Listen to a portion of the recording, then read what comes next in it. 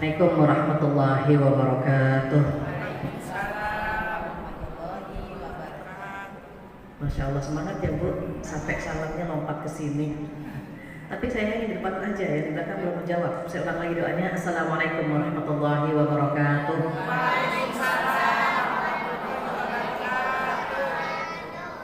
Alhamdulillahilladzi alafa baina qulubina fasbahna bi ni'matihi ikhwana. Asyhadu an la ilaha illallah wahdahu la syarika lah wa asyhadu anna Muhammadan abduhu wa rasuluhu la nabiyya ba'dah. Alhamdulillah dan alhamdulillah kita sampai di hari ke-10. Doa kita diijabah oleh Allah Subhanahu wa taala.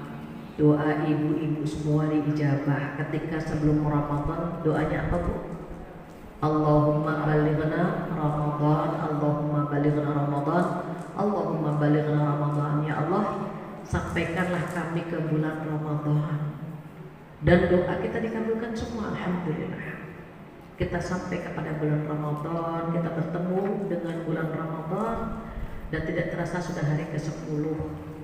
Mudah-mudahan sisa waktu yang ada bisa kita maksimalkan. Karena kalau kita minta sesuatu kemudian dikabulkan, rasanya malu kalau nggak maksimal ibadah di bulan Ramadan. Mudah-mudahan ibu-ibu yang hadir hari ini selalu diberikan kesehatan, bisa maksimal ibadah di bulan Ramadan, diberikan rezeki yang berkah, bisa berbagi di bulan Ramadan, diberikan umur yang panjang, bisa selesai di bulan Ramadan, dan seterusnya. Mudah-mudahan kita diberikan keberkahan usia, rezeki, rumah tangga, umur kita semuanya insya Allah berkah, amin ya rabbal alamin.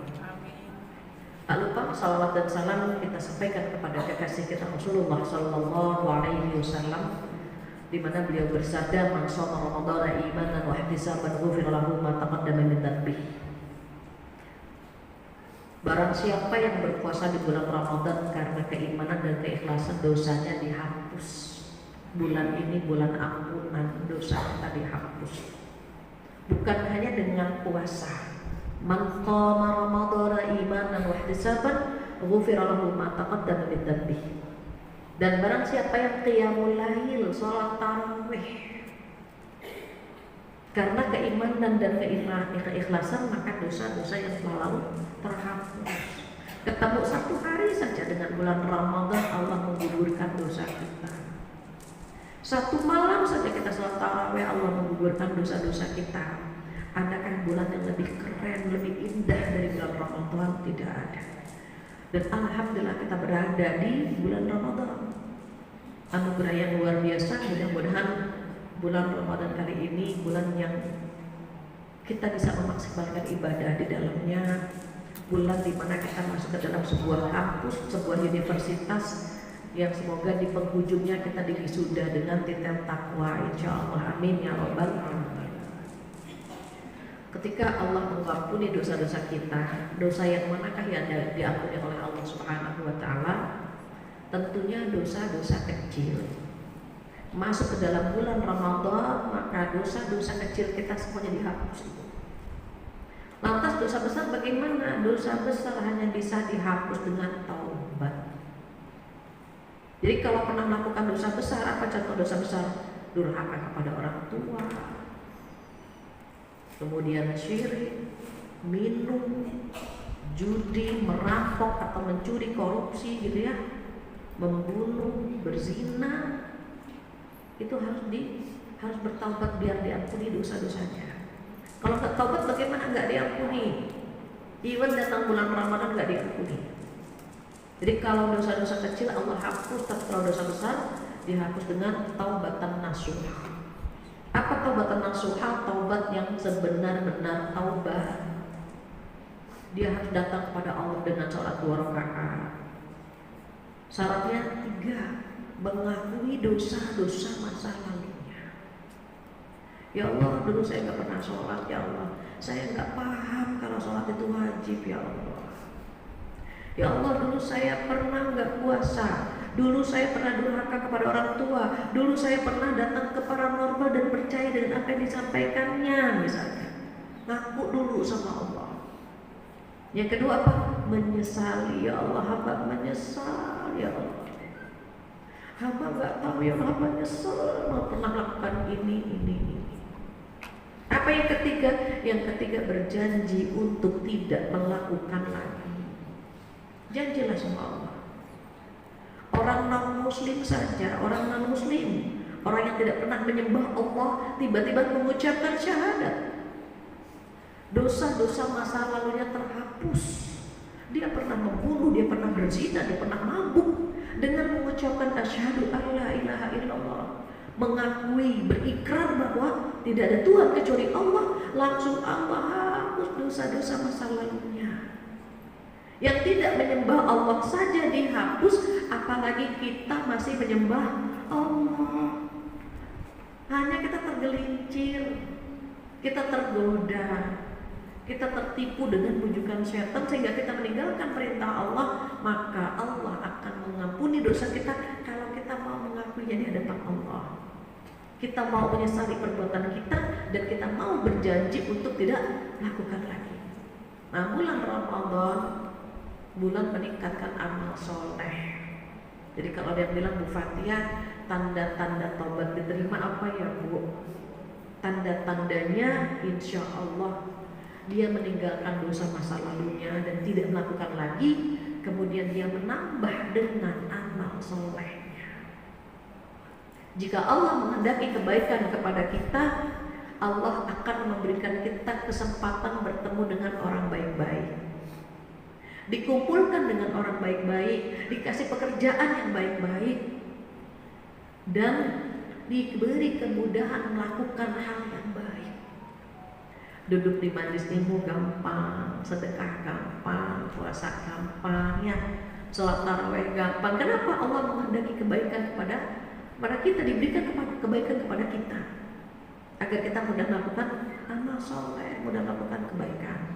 Maka tadi qari'ah kita Bu Sarah sudah membacakan surat Al-Baqarah 185 dan 186, di mana di ayat itu Allah menjelaskan kepada kita tentang bulan Ramadan. Kemuliaan bulan Ramadan adalah karena bulan diturunkannya Al-Quran. A'udzubillahi minasyaitonir rajim. Syahrul Ramadan alladzi unzila fihil Qur'an. Bulan Ramadan adalah bulan diturunkannya Al-Quran. Tolong dicatat baik-baik. Bulan Ramadan itu mulia karena bulan turunnya Al-Quran. Lailatul Qadar mulia karena malam turunnya Al-Quran. Rasulullah mulia karena berakhlak Al-Quran. Malaikat Jibril mulia karena membawa Al-Quran pada Rasulullah Sallallahu Alaihi Wasallam. Dan kita mulia jika kita mau dekat dengan Al-Quran dan sering berinteraksi dengan Al-Quran. Karena bulan Ramadan, bulan turunnya Al-Quran, maka sesering mungkin nyentuh, pegang, buka, tatap hurufnya, lafazkan semua kalimatnya, pahami isinya. Jika ada waktu, tadabburi, sering-sering kalau mau ngapal-ngapal silahkan. Pengennya apa nih bulan Ramadan tahun ini, kita targetnya pengen apa? Saya pengen hatam Bu, baca yang banyak. Saya pengen banget paham Bu, baca terjemahannya. Tapi Bu Fatia, saya pengen banget hafal juz 30, hafalkan. Intinya apa? Berinteraksi dengan Al-Quran, Allah muliakan semuanya. Khairukum man ta'allama Al-Quran wa 'allama. Sebaik-baik kalian adalah yang belajar membaca Al-Quran dan mengajarkannya. Rugi kalau kita sudah tahu terus kita nggak dekat sama Al-Quran, itu rugi banget. Kenapa? Karena bulan ini bulan di mana Rasulullah bertemu dengan malaikat Jibril alaihi salam pertama kali. Kenapa malam nuzulul Quran tanggal 17 Ramadan? Karena itu malam pertama Rasulullah bertemu dengan malaikat Jibril alaihi salam. Tanggal berapa? Tanggal 17 Ramadan. Lantas bagaimana dengan surat Al-Qadar? A'udzubillahi minasyaitonir rajim. Inna anzalnahu fi lailatul qadar. Sesungguhnya Al-Quran kami turunkan. Sesungguhnya kami turunkan Al-Quran pada malam Lailatul Qadar. Ibu ada yang tahu malam Lailatul Qadar kapan? Malam Lailatul Qadar, ketika sahabat bertanya, ya Rasulullah, apakah malam Lailatul Qadar hanya ada pada zamanmu atau akan tetap ada sampai hari kiamat? Beliau menjawab, akan tetap ada sampai hari kiamat. Waktunya kapan ya Rasulullah? Beliau menjawab kemungkinan 10 pertama atau 10 hari terakhir. Di antara dua tanda ini, kira-kira yang dekat dengan Lailatul Qadar kapan? Kata beliau, di 10 hari terakhir. Di 10 hari terakhir ini yang mana ya Rasulullah? Di malam-malam ganjil dan jangan bertanya lagi. Gitu. Jadi ibu nggak boleh nanya lagi. Sahabat saja dimarahin nanya kan. Gitu. Jadi kuncinya apa? Di malam-malam ganjil di 10 hari terakhir. Berarti malam apa? Kemungkinan malam ke-21, kemungkinan malam 23 atau 25 atau 27 atau 29. Nah, pertanyaan saya, benar ibu masih ingat? Kan Allah turunkan Al-Quran pada malam Lailatul Qadar. Kok malam nuzulul Qurannya tanggal 17 Ramadan. Tadi yang kita sebutkan malam Lailatul Qadar gak ada tanggal 17 kan? Ibu jawabnya apa kira-kira? Daripada baca doa tidur ya, kita mikir bareng-bareng. Nih gimana ya Bu Fatia? Ada yang nanya, Al-Quran diturunkan pada malam Lailatul Qadar, tapi kok diperingatinya tanggal 17? Catatannya ketemu gak Bu? Belum. Ini sudah saya sampaikan 3 kali ya, mungkin catatannya hilang kemana. Jadi gini, pada malam Lailatul Qadar, Ibu, Al-Quran disimpan di Lauhul Mahfuz. Lauhul Mahfuz di mana? Di langit yang paling tinggi. Ada yang berpendapat di langit ke-7. Ada namanya Lauhul Mahfuz, tempat yang terpelihara di sana, termasuk takdir kita ada di sana. Ibu kapan bahagia, kapan sedih, kapan diuji, nah udah ada di sana. Makanya kalau kita beriman dengan takdir, Bu, tenang banget sudah. Kenapa orang Jepang sangat banyak yang bunuh diri? Gak bertuhan, gak beriman dengan takdir. Kalau kita orang-orang beriman, kan ada rukun iman yang ke-6 apa Bu? Beriman kepada takdir. Makanya orang yang beriman kepada takdir, insya Allah gak stres. Diatur kok semuanya sama Allah gitu. Semua titipan. Allah kapan ngambil, Allah kapan ngasih, bebas kan Allah gitu. Nah, semua takdir kita tersimpan di Lauhul Mahfuz. Al-Quran awalnya di situ, gitu ya Bu. Nah, pada malam Lailatul Qadar, Al-Quran yang 30 juz tadi diturunkan seluruhnya ke langit ke-1 sama dunia, langit yang paling dekat dengan bumi. Turun tuh Bu semuanya, gitu Bu, di langit yang paling dekat dengan bumi. Kita keluar nih Bu, ingat langit kan? Di situ ada tempat namanya Baitul Izzah. Nah, di situ Al-Quran disimpan. Jadi Al-Quran turun 2 kali ya Bu. Diingat turun 2 kali. Pertama pada malam Lailatul Qadar, ya Bu, disimpan di Baitul Izzah, di langit sama dunia yang paling dekat dengan bumi.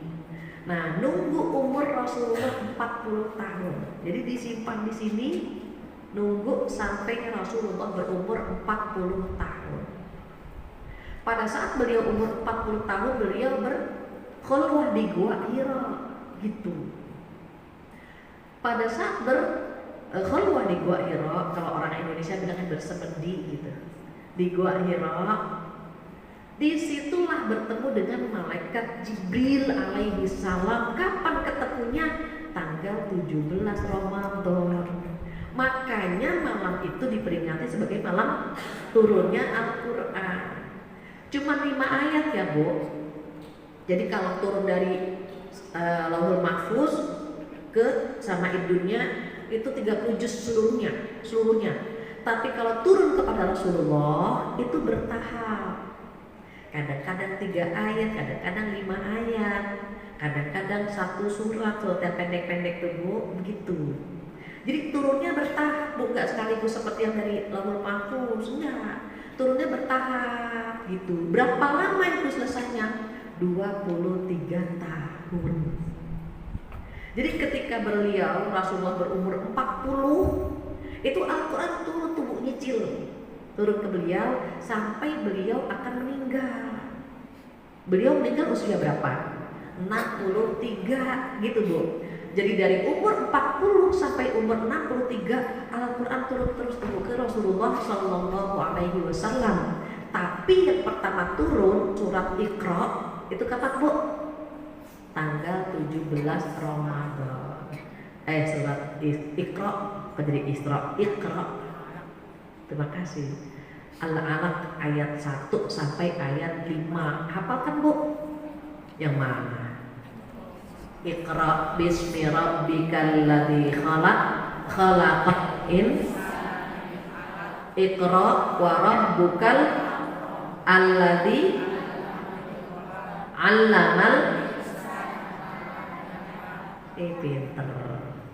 Padahal biasanya orang puasa agak hang, tidak dengan orang JGC ternyata hafal semuanya ya. Jadi itu Bu, surat Al-Alaq, surat Iqra ya Bu, ayat 1 sampai ayat 5 turun kepada Rasulullah Sallallahu Alaihi Wasallam pada malam 17 Ramadan.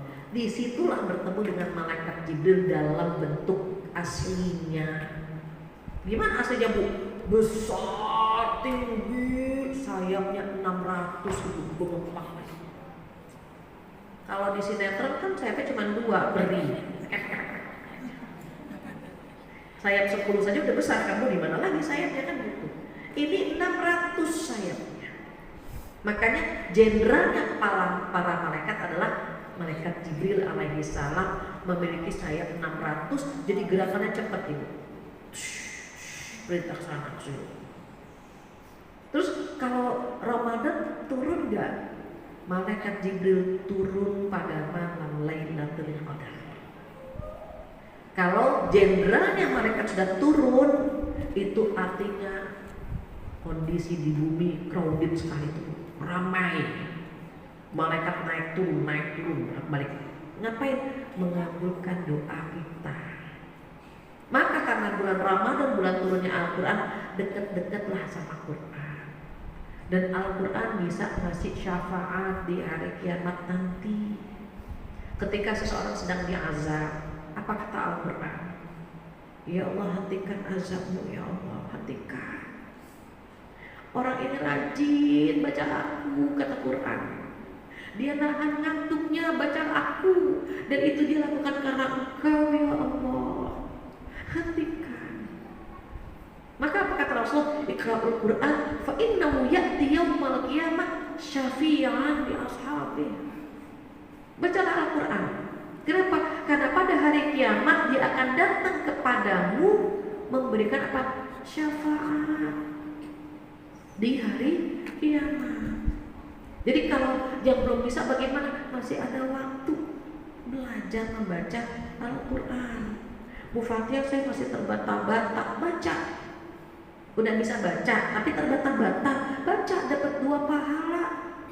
Pahala yang pertama pahala membaca Al-Quran, pahala yang kedua karena terbata-bata.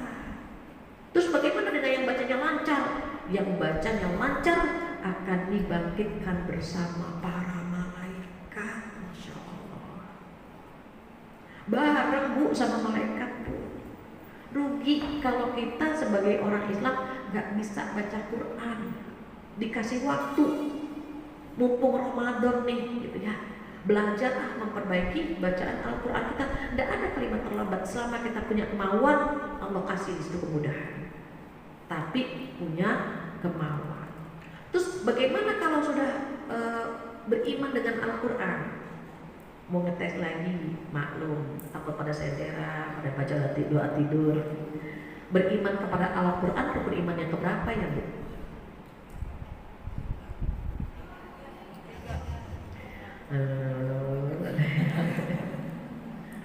Oke, rukun iman ada 6. Ibu urutannya tahu nggak?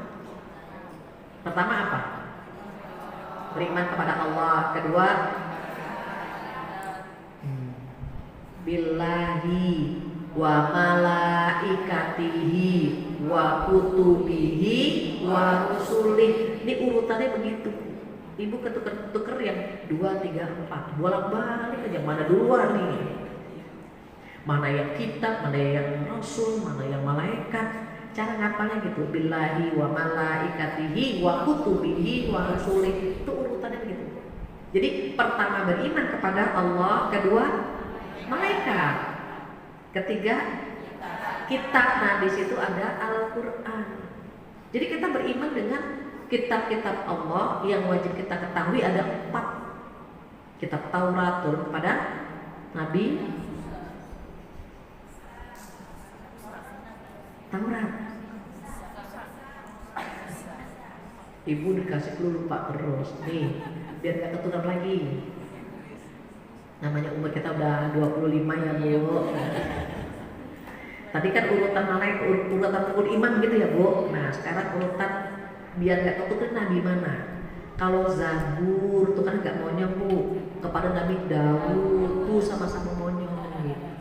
Berarti kitab Taurat turun kepada Nabi Musa alaihissalam. Zabur tuh kan gitu ya Bu, turun pada Nabi Daud. Nah gitu. Gak ketukar kan Bu? Injil turun pada Nabi Isa, itu mah gak ada ketukar insyaallah. Dan Al-Quran turun kepada Rasulullah Sallallahu Alaihi Wasallam. Kalau Nabi yang lain punya mukjizatnya itu pergi bersama wafatnya para Nabi. Al-Quran mukjizat Rasulullah Sallallahu Alaihi Wasallam, tapi dia tetap ada sampai detik ini. Makanya dulu Rasulullah dibilang tukang sihir, tukang tenun, karena menurut orang kafir Quraisy Al-Quran ini bisa memisah antara orang tua sama anak, suami dengan istri. Jadi ini gara-gara Rasulullah begitu Bu. Padahal kalau mereka tahu isi Al-Quran, pasti mereka meninggalkan dunianya, kembali kepada Al-Quran menjadi pedoman hidup gitu. Nah kebetulan mereka waktu itu orang Arab itu kan Bu, hobinya ya, berpuisi, berpuitis, bersyair gitu. Orang Arab suka banget. Ketika mereka mendapatkan syair-syair indah, itu terkadang kalau yang terbaik itu digantung di Ka'bah sebagai penghormatan buat mereka yang syairnya bagus. Ketika Al-Quran ada dibacakan oleh Rasulullah SAW, mereka bilang nggak pernah ada syair seindah ini gitu. Makanya banyak yang mendapat hidayah dengan sentuhan Al-Quran. Kalau kita sudah beriman dengan Al-Quran, apa konsekuensinya? Ada 5. Yang pertama apa? Dekat dengan Al-Quran.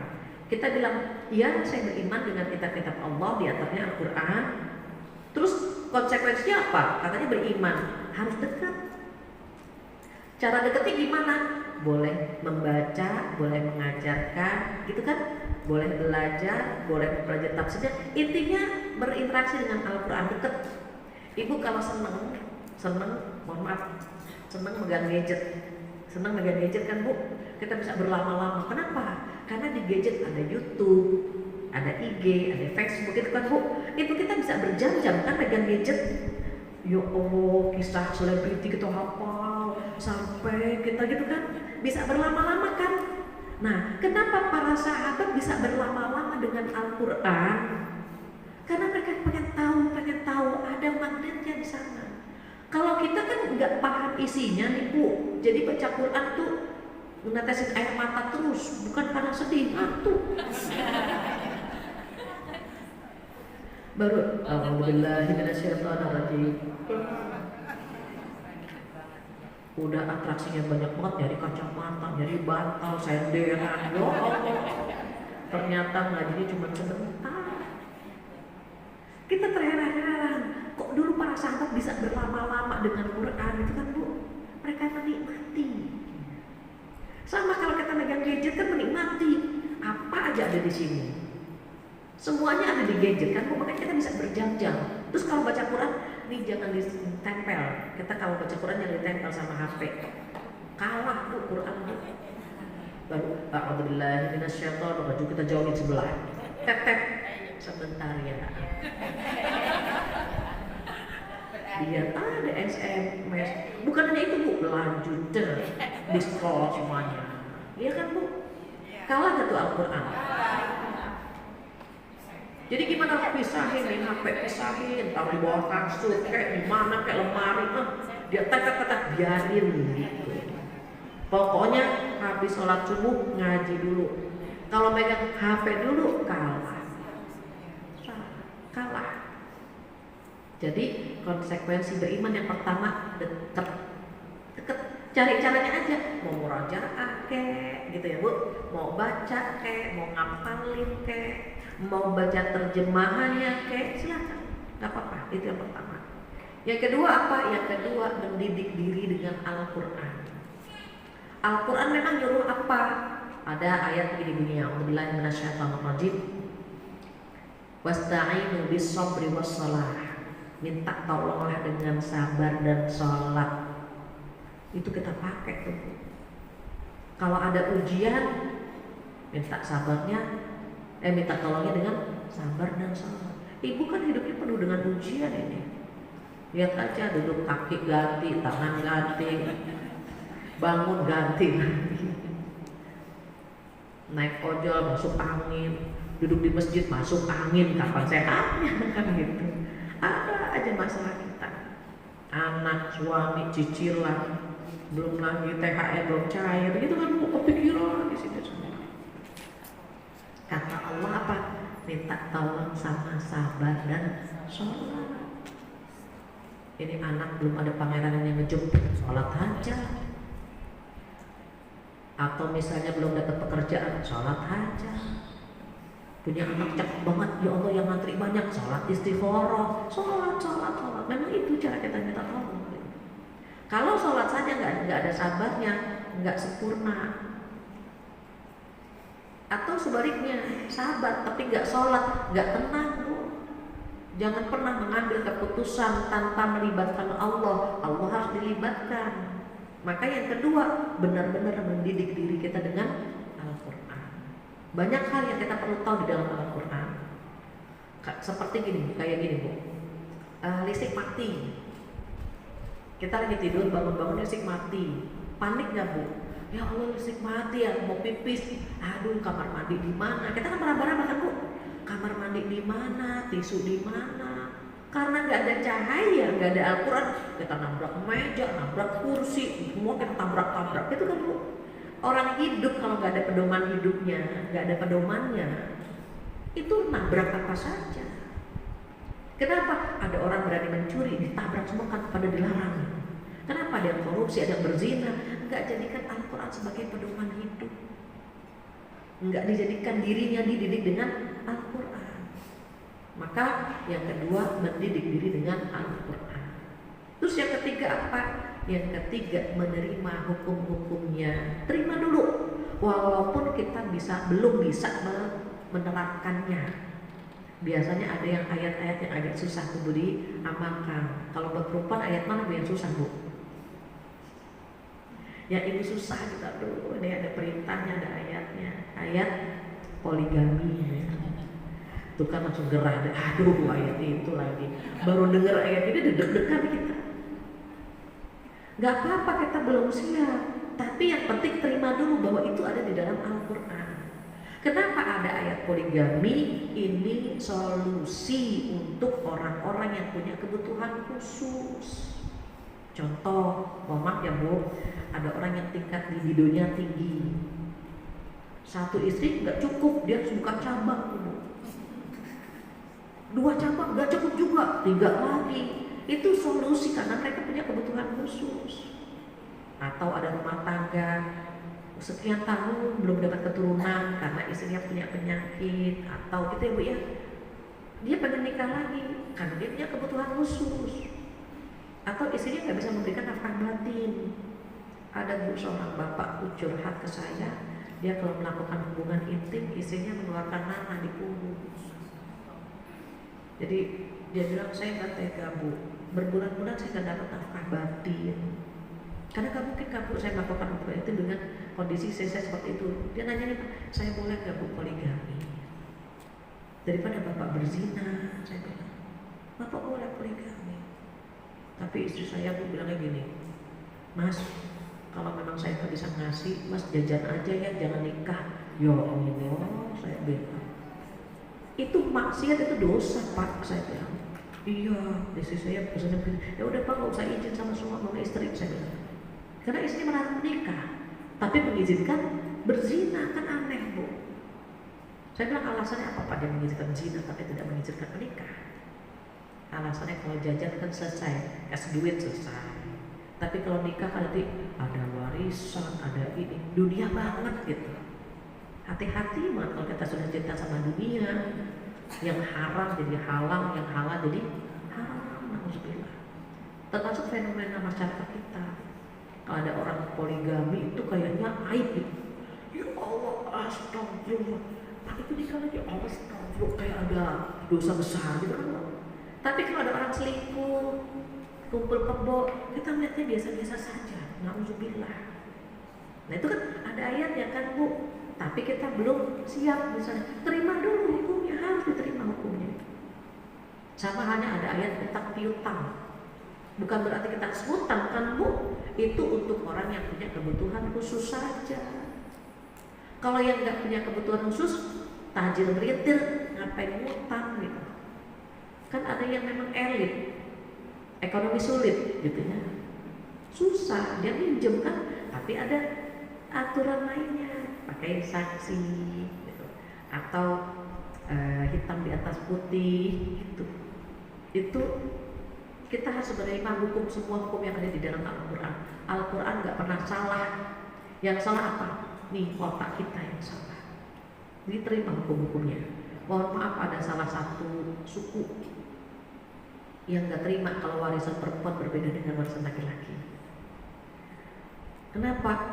Karena kan kami bla bla bla begitu ya Bu ya. Jadi gak apa-apa kan perempuan sama atau lebih banyak. Saya bilang gak bisa. Bagi dulu, laki-laki dapat 2 kali lipat dari perempuan. Bagi dulu, nanti kalau saudara laki-lakinya mau ngasih, bebas. Yang terpenting jalankan perintah Allah dulu gitu. Nah itu terkait yang ketiga, menerima hukum-hukumnya. Masih ingat nggak Bu? Pertama apa Bu? Ibu saya masih di sini aja, Ibu udah lupa gimana saya pulang ke rumah. Pertama, dekat dengan Al-Quran.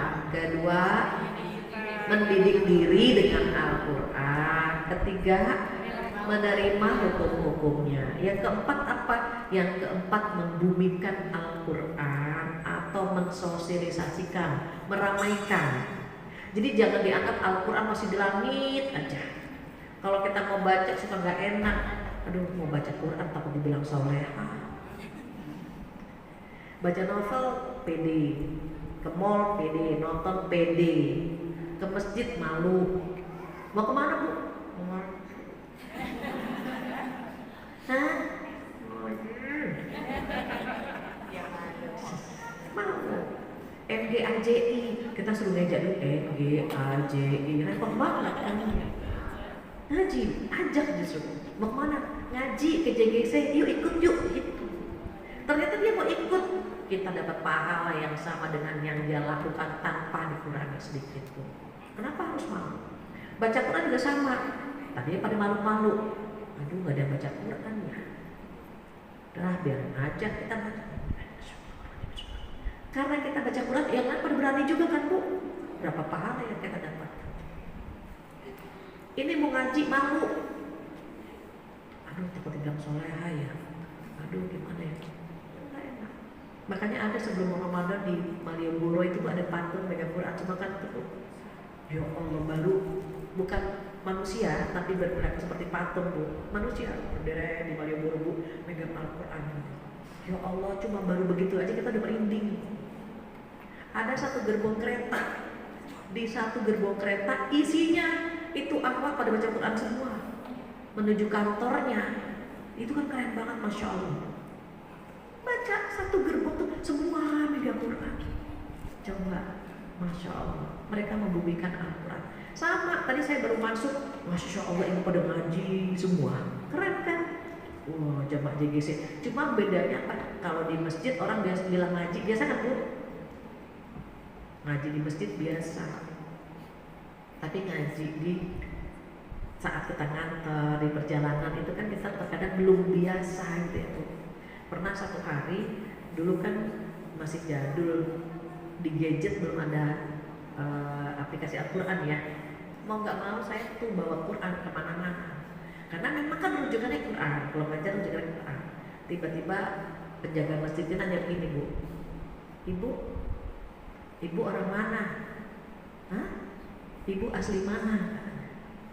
Kenapa Pak? Enggak, jarang-jarang orang mau bawa Quran. Ibu orang Banten ya? Coba, ikutnya ke Banten. Saya bilang betul, ayah saya orang Banten, tapi kita lama di Jakarta. Jadi untuk orang-orang khusus aja Bu, yang dianggap bisa dan mau bawa Quran. Padahal kan semua orang bisa bawa Quran. Saya pernah naik angkot. Ibu tahu orang non muslim bawa Alkitab dan dia pede. Iya kan Bu? Pelajaran kita hari ini apa? Ya Allah Bu, di angkot mereka ngupas tuh. Itu kitabnya nggak asli, mereka pede bawa. Kita kitabnya asli nggak pede, diumpetin, ditutupin pakai tisu, banyak sampai 9. Aku gitu. Itu tugas kita membumikan Al-Quran. Bagaimana anak-anak sama? Ayo nak. Bulan Ramadan, bulan turunnya Al-Quran. Ayo kita baca sama-sama gitu. Jadi senang kalau habis maghrib, habis subuh gitu kan kok. Kita baca bareng-bareng, kita tadarusan misalnya. Itu konsekuensinya begitu kalau beriman dengan Al-Quran. Terakhir apa? Mengamalkannya. Contoh nih, nutup aurat. Ada yang bilang ke saya begini, Bu Fatia, emang menutup aurat wajib ya? Iya. Kok dia nggak termasuk rukun Islam ya? Kenapa dia tidak menutup aurat? Alasannya karena bukan rukun Islam. Memang menutup aurat wajib, Bu Fatia? Wajib. Emang ada hukumnya gitu? Kok dia nggak terkenal rukun Islam ya? Saya bilang, berbakti sama orang tua rukun Islam nggak? Enggak kan? Ada di Al-Quran. Surat Al-Isra ayat 23 dan 24. Nutup aurat juga bukan rukun Islam, tapi ada di surat An-Nur ayat 31 dan surat Al-Ahzab ayat 59. Jadi ada memang yang perintah itu tercantum dalam Al-Quran, tapi tidak disosialisasikan, tidak disampaikan gitu ya Bu, sehingga mereka nggak paham kalau itu pun sebetulnya wajib gitu. Mereka menganggap yang wajib itu yang rukun Islam saja. Padahal di dalam Al-Quran banyak kan Bu yang wajib, sholat, zakat, berbakti kepada orang tua gitu kan Bu. Banyak banget, taat pada suami, nggak boleh selingkuh. Loh memang ada ayat tentang selingkuh? Ada. Masa sih Bu Fatia? Coba aja tengok surat An-Nisa ayat 34. Allah berfirman begini Bu, A'udzubillahi minasyaitonirrajim. Fas-salihatu qanitatun hafidhatu lil ghaibi bima hafidhallah. Istri yang soleha adalah yang taat kepada Allah, kepada suami. Terus apa? Menjaga kehormatan di situ. Ketika suami nggak ada, ketika suami nggak lihat, dia tetap jaga kehormatan. Kan banyak suami ke kantor langsung telepon mantainya, boy, udah berangkat suami, waduh. Berarti dia tidak menjaga kehormatan. Atau dia chattingan, teman-teman laki-lakinya dikirimin emot lope-lope. Nanti kalau telepon suaranya lenje, sentil, cadel, makaci.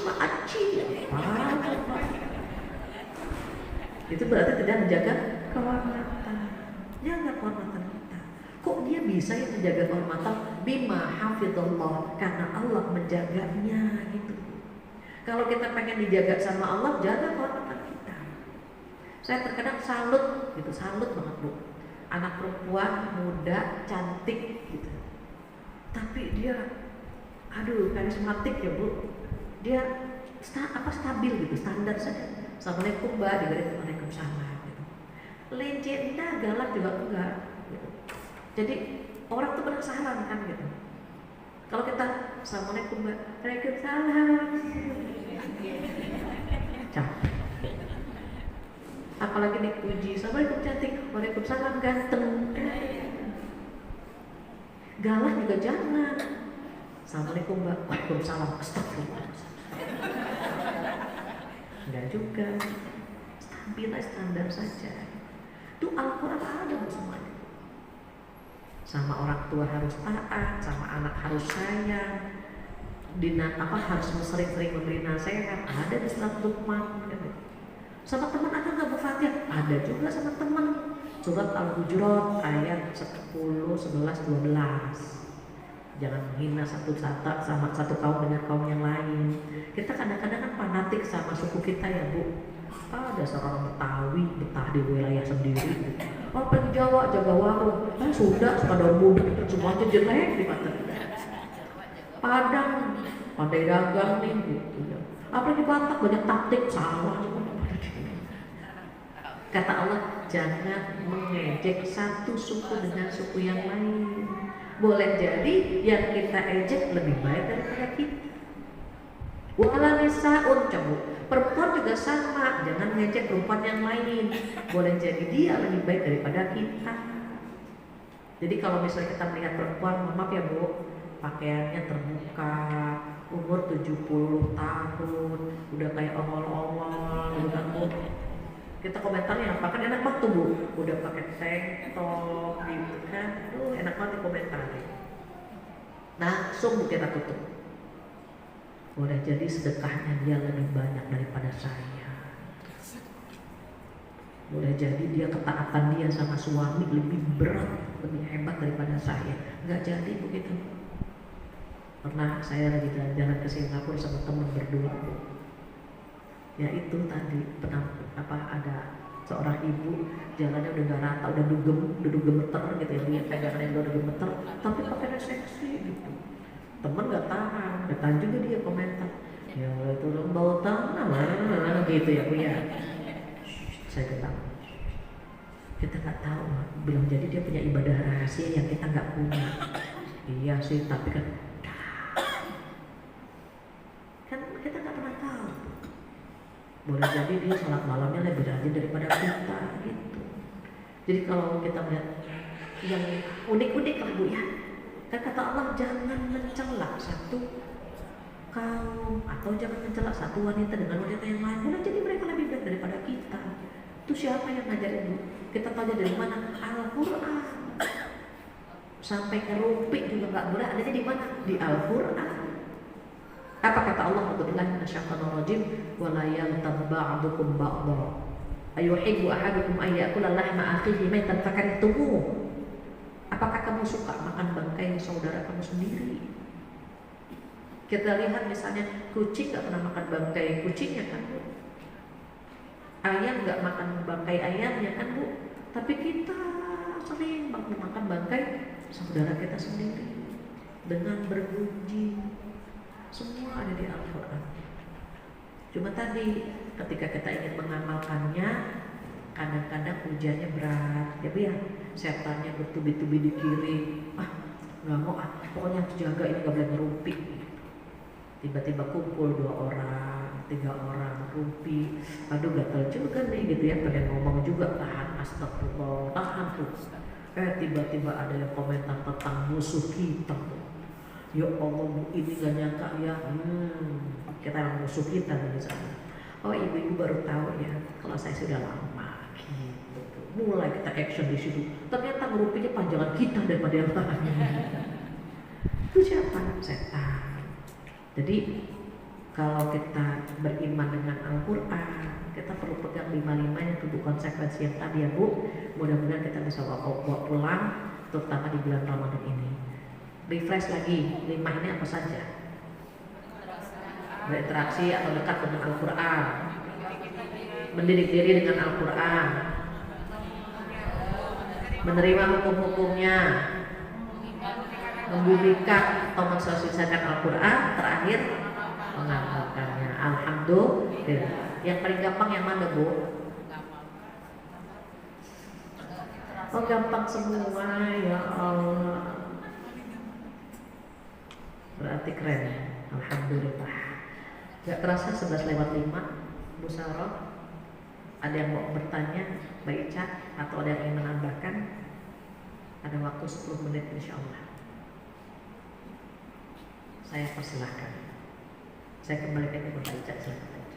Alhamdulillahirrahmanirrahim. Jazakallah khair atas ilmunya, Ustazah. Sama-sama. Ibu-ibu ada yang mau bertanya, silakan. Sudah ada Ustazah. Oke. Ada lagi? Mungkin 3, 2, 1 lagi. 2 dulu berarti ya. Assalamualaikum warahmatullahi wabarakatuh. Waalaikumsalam. Tadi kan Ibu saja bilang takdir kita tuh udah dicatat di lauhul mahfuz gitu ya. Terus kalau umpama kita sebagai manusia melakukan kesalahan, umpama kan sudah ada dari Allah tuh larangan udah mabuk, berjudi, berzina, tapi kita melakukan, apakah itu ketentuan juga dari Allah atau tidak? Iya, baik. Saya jawab langsung ya. Ini ada air comberan, ada air susu. Pilih yang mana? Air susu kan? Apa kita bilang air comberan takdir kita minum? Enggak kan? Walaupun semuanya ditentukan oleh Allah, Allah titipkan nih akal, pendengaran, penglihatan, mata hati. Masa nggak dipakai semua? Komputer ada semuanya kan dititipin. Kalau kosong nggak bisa dipakai. Makanya kalau error otak manusia, orang gila, itu kan error tuh, dia nggak masuk, nggak dibebankan gitu. Tapi kita kan dititipin. Terus kita bilang, Mbak berzina, takdir, enggak kan? Ya Allah, Bapak kenapa mencuri? Sudah tercantum di lauhul mahfuz. Apa begitu jawabannya? Enggak kan? Gitu. Pernah orang ketika mencuri bilangnya apa? Takdir. Umar kesel banget tuh. Umar bin Khattab kesel, ada seorang pria ketika mencuri bilang apa? Takdir. Langsung dipukul sama Umar. Wah, ya Umar kenapa kau pukul? Takdir, kata Umar. Gitu jawabannya. Pertanyaan lagi tuh saja ya. Yang kedua, kalau kita kan puasa itu harus diganti ya biasanya. Kalau mama kita habis melahirkan atau lagi hamil selama 1 bulan itu tidak berpuasa, apakah harus wajib mengganti atau fidyah? Ini udah dibahas sebulan yang lalu ya sebetulnya. Untuk ibu hamil, ibu menyusui, semua ulama sepakat ibu hamil, ibu menyusui boleh tidak puasa. Yang berbeda apanya? Cara bayarnya. Pendapat pertama, kodok saja. Ibu hamil, ibu menyusui seperti orang sakit. Orang sakit kan ganti tuh, berarti bayar kodok. Itu pendapat pertama. Pendapat kedua, lihat dulu dia batalnya karena siapa. Kalau fisiknya dia lemah, dia nggak kuat puasa, dia kodok saja. Tapi kalau dia batal puasa demi anaknya, atau karena anaknya dia batalin puasa, maka dia kodok juga, fidyah juga, begitu. Terus ada pendapat yang ketiga. Pendapat ketiga bagaimana? Jika ibu ini bolkar, apakah saya mekar, hamil lagi, tahun ini hamil, tahun depan menyusui, berikutnya hamil lagi, menyusui lagi, hamil lagi, dia sampai nggak bisa puasa. Ini kapan puasanya? Hamil lagi, dia nggak boleh di WA sama suami WA hamil gitu, berarti ketemu gitu ya, hamil, anaknya banyak lah. Nah untuk ibu yang seperti ini boleh fidyah saja. Tapi kalau anaknya cuma 1 atau 2, terus cara bayarnya bagaimana? Fidyah dulu. Aduh mau ganti hamil, ya udah fidyah saja dulu gitu. Terus nanti ketika anak sudah besar, sudah tidak hamil, tidak menyusui, bayar kodoknya. Kenapa bayar fidyah dulu? Karena kita nggak tahu nih umur kita panjang atau tidak gitu. Sebenarnya kalau kita hamil, menyusui, berpuasa, itu anaknya lebih sehat, lebih cerdas ya. Ini pengalaman pribadi sih, Masya Allah.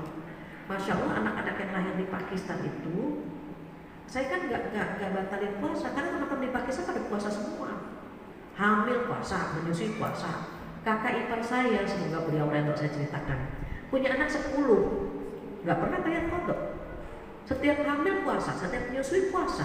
Anak-anaknya biasa begitu. Jadi keponakan saya walaupun hamil, menyusui tetap puasa. Anaknya pinter-pinter gitu. Pas pulang ke Indonesia, baru tuh mulai mulai agak manja gitu ya. Fat, kamu kan lagi hamil, kesini gitu. Akhirnya saya selang-seling. Puasa enggak. Itu beda. Ketika anak saya disuruh latih puasa, Bu, ya Allah, Allah sadar banyak. Kapan maghrib sih ya Allah, saya kayak mati gitu. Batal lah. Beda dengan anak yang diajak puasa, latihannya umur 5 tahun cepet gitu. Tapi yang gitu Bu, itu memang pengaruhnya luar biasa. Kembali lagi kepada kita. Kan mental kita beda, fisik kita beda, keimanan kita juga kan berbeda.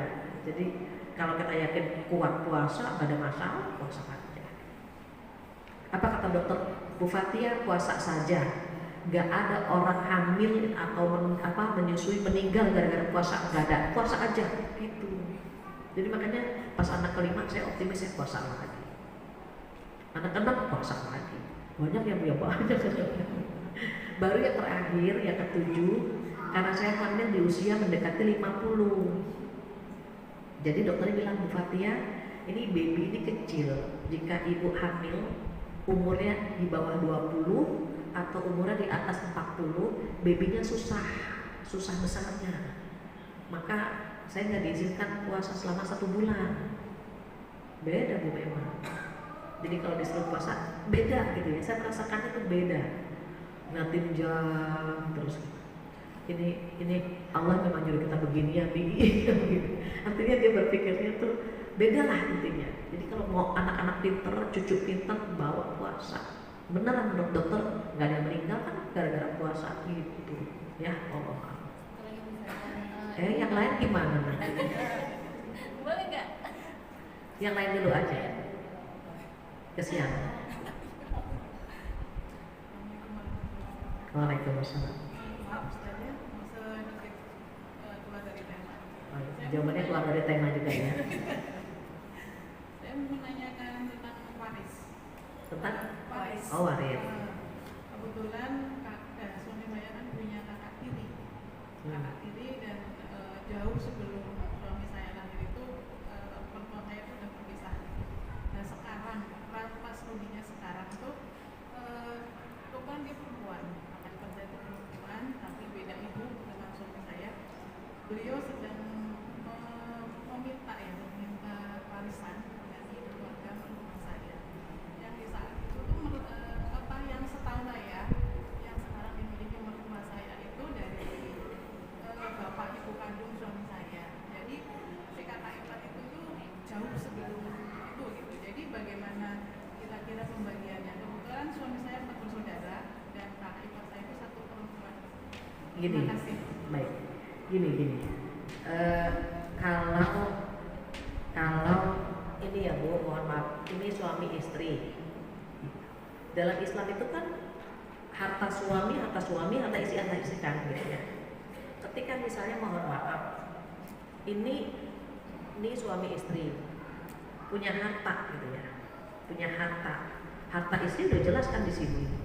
Kemudian misalnya mohon maaf ada janda muda datang nih, jamu. Dari ini punya anak, dari sini punya anak. Nah, ketika bapak ini meninggal, maka yang dibagi hartanya dia saja, harta ibu ini gak diotak-atik. Makanya harus jelas. Ini ada kasus juga nih jamaah saya. Qadarullah dia nggak punya anak, nikah lagi lah suaminya, terus punya anak, baru 4 bulan hamil lagi. Sementara harta ini lebih banyak harta istrinya. Saya bilang apa, Mbak? Ini harus tertulis hitam di atas putih. Karena kalau suami meninggal, ini kan 1/8 dibagi 2, Bu. Bukan masing-masing 1/8, bukan. 1/8 dibagi 2, selebihnya buat anak tiri gitu. Akhirnya mulai itu suaminya, iya, ibu jadi saksi, mertuanya maksudnya, jadi saksi ya, harta saya 60% punya saya, 40% punya istri saya. Saya bilang harus hitam di atas putih. Kenapa? Khawatir kayak gini nih. Jadi nanti kalau sudah misalnya mohon maaf, ini seibu apa sebapak? Jadi satu bapak dengan suami saya, cuma Satu bapak. Maksudnya seibunya dari ibu dari suami saya itu menikah dengan bapak suami saya itu jauh setelah bercerai dengan ibu yang pertama. Jadi hitungannya itu yang dimiliki sekarang itu dari orang tua suami saya mutlak gitu. Oke, jadi yang ini mohon maaf, ini kan satu bapak nih. Waktu bapaknya meninggal udah dibagi belum? Belum. Nah Maksudnya itu. dia perempuan, sementara suami saya itu berempat laki-laki semua. Iya, tapi kalau memang dia satu saudara seayah, harta ayah memang dia dapat. Masalahnya belum dibagi, itu dia nuntut wajar.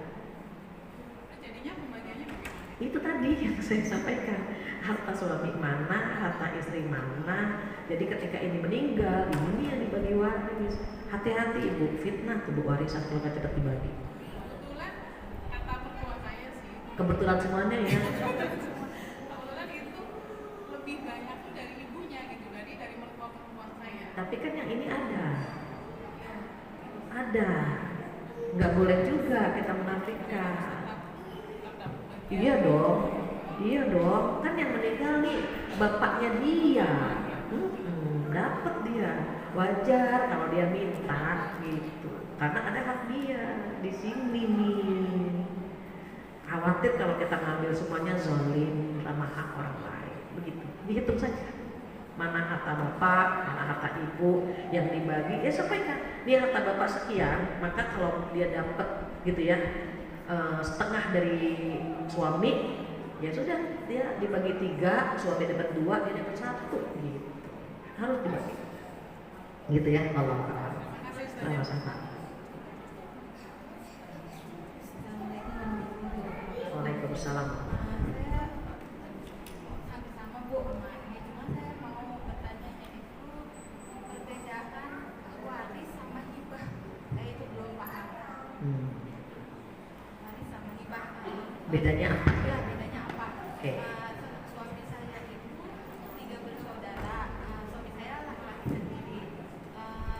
Itu pembagian itu dibagi setelah bapak tua meninggal. Tapi ibu bilangnya itu hibah. Itu bagaimana ya Bu? Baik. Hibah itu diucapkannya dan diaplikasikannya ketika orang tua masih hidup. Nah, rumah mama ada 3 ya. Kamu yang anak pertama di sana, anak kedua di sini, anak ketiga di sini. Diucapkannya dan dibaginya waktu masih hidup. Itu hibah. Ada lagi wasiat. Kalau wasiat nggak boleh buat ahli waris.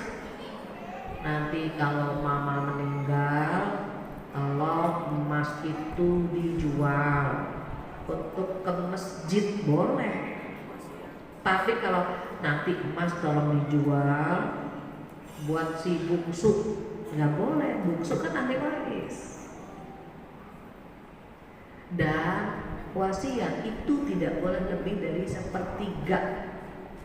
Total kekayaan orang tua kita misalnya ada 1 M.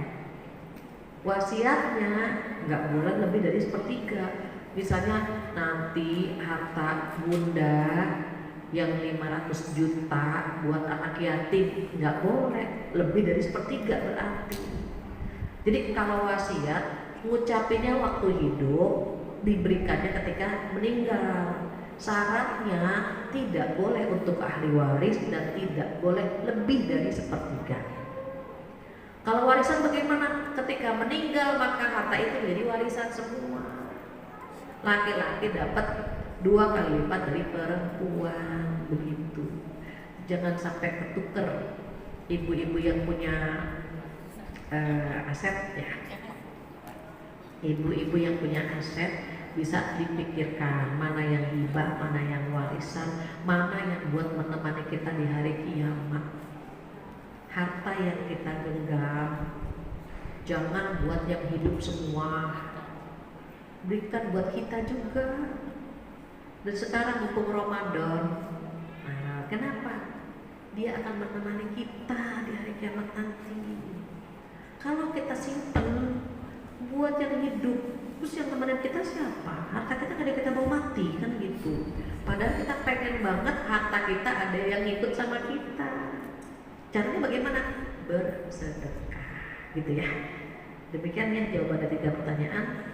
Mudah-mudahan bermanfaat dan mudah-mudahan juga kita termasuk orang-orang yang diberikan keistiqomahan, kekuatan untuk mengamalkan Al-Quran, insya Allah.